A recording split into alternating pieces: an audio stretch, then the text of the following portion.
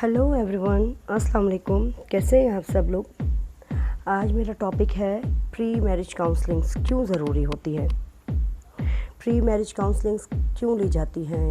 इन counsellings में आपको ऐसी क्या टिप्स दी जाती हैं, ऐसे क्या टेक्निक्स दी जाती हैं जिससे आपकी आने वाली ज़िंदगी जो आपकी मैरिज लाइफ है वो आसान हो जाए।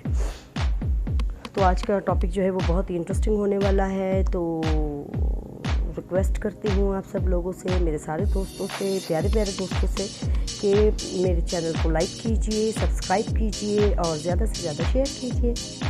Then come to the point. अच्छा, आज का पॉइंट है मेरा प्री मैरिज काउंसलिंग।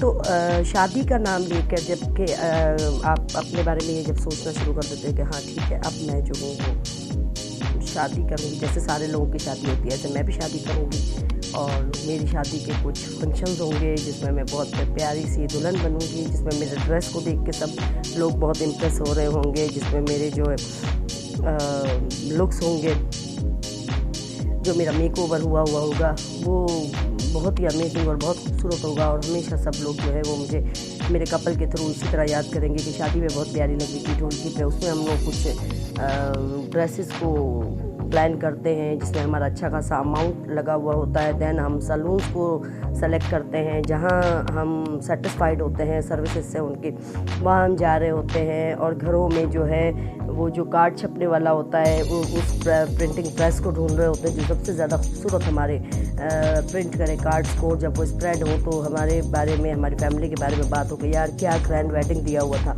ठीक है, तो ये तो था जो आपकी प्रिपरेशन ऑफ मैरिज होता है। ठीक है, लेकिन उससे पहले आपको जिन चीज़ों की ज़रूरत होती है, जिसको जानना आपके लिए बहुत ही ज़रूरी है, वो होता है कि जब आपको शादी नाम की गाड़ी मिल जाती है,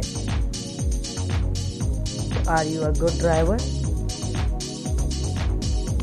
क्योंकि ये जो ड्राइविंग सीट होती है उस पर शादी से पहले तो बहुत सारी बातें होती हैं, लेकिन ड्राइविंग सीट पे बैठने के बाद हमें जो कन्फ्यूजन्स होती हैं, जो प्रॉब्लम्स होते हैं और उसको जो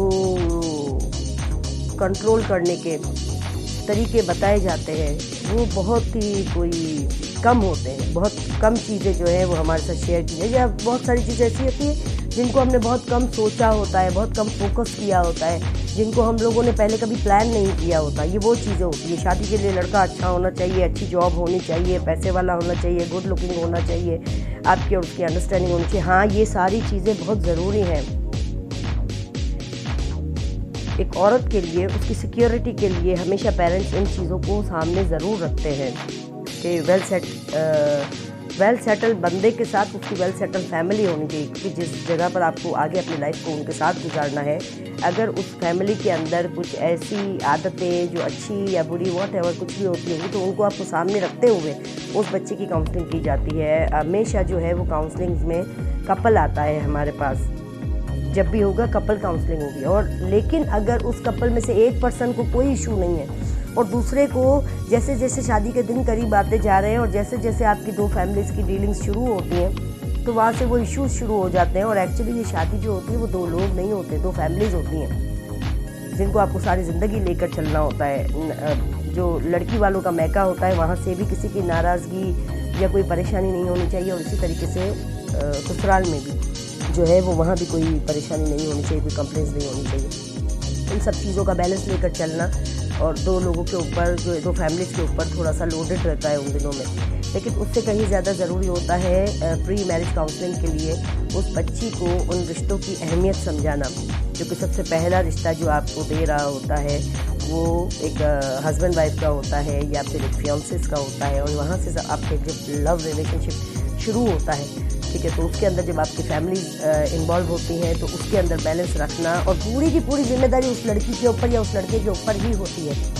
तो उसके अंदर ना आपको किन चीज़ों को इम्पोर्टेंस देनी चाहिए, किन चीज़ों से आपको गेट रिच करना है, किन चीज़ों को आपको लाइफ टाइम साथ लेकर चलना है, सारी ज़िंदगी आपको उनको साथ लेकर चलना है, और किन चीज़ों को आपको, किन बातों को, किन लोगों को आपको थोड़ा सा साइड लाइन में रखना होता है कि जिसके बाद आपकी ज़िंदगी जो है वो आपका जो लाइफ ट्रैक होता है वो बहुत ही अच्छे से चल रहा होता है, जिसमें आपको कोई उसको ड्राइव थ्रू में ना आपको कोई प्रॉब्लम नहीं हो रही होती और आप बहुत अच्छे से ना अपनी फैमिली स्टार्ट करते हुए अपनी डेस्टिनेशन तक जा रहे होते हो अपने लाइफ पार्टनर के साथ, अपने हबी के साथ, ठीक है। तो ये थे प्री मैरिज काउंसलिंग्स के कुछ रूल्स जो मैंने अभी आपको बताए हैं, जिसमें आपकी फैमिलीज़ के बारे में भी हमने बात की है, जिसमें उन दोनों कपल्स के बारे में भी बात की है जिनको अपनी इन सारी चीज़ों को, जो कि शायद हिडन होते हैं, वो कहीं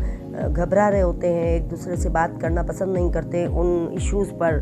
मोस्टली जो होते हैं वो लड़के जो होते हैं वो मुंह छुपा रहे होते हैं, बहुत सारी चीज़ें जो उनको दिख भी रही होती है तो उनको ऐसा लगता है कि हाँ ठीक है यार, जब शादी होगी तो सब सेट हो जाएगा, सब ठीक हो जाएगा। हालांकि ऐसा नहीं होता। अगर कुछ सिम्टम्स जो आपको बीमारी के शुरू में पता चल जाते हैं और अगर आप उनकी क्योर करना शुरू कर देते हो तो बाद में वो डिज़ीज़, वो बीमारी आपकी बॉडी से हमेशा के लिए निकल जाती है। और उसके अलावा आपको उस बीमारी से खुद को निकालना भी आता है। क्यों?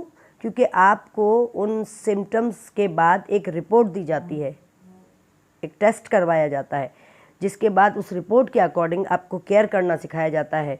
इसी तरीके से शादी की प्लानिंग जो होती है उससे पहले एक टेस्ट होता है जिसके अकॉर्डिंग आपकी एक रिपोर्ट तैयार की जाती है और जिसके बाद आपको कुछ ट्रीटमेंट्स दिए जाते हैं जिससे आप उन सारी एंजाइटीज़, डिप्रेशंस और बैड मोमेंट्स से बच सकते हैं।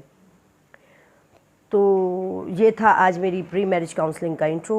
होप यू लाइक इट, और इंशाल्लाह मिलती हूँ मैं फिर इसी तरह से किसी और इंटरेस्टिंग टॉपिक के साथ। अपना बहुत ख्याल रखिएगा, दुआओं में याद रखिएगा। Bye bye.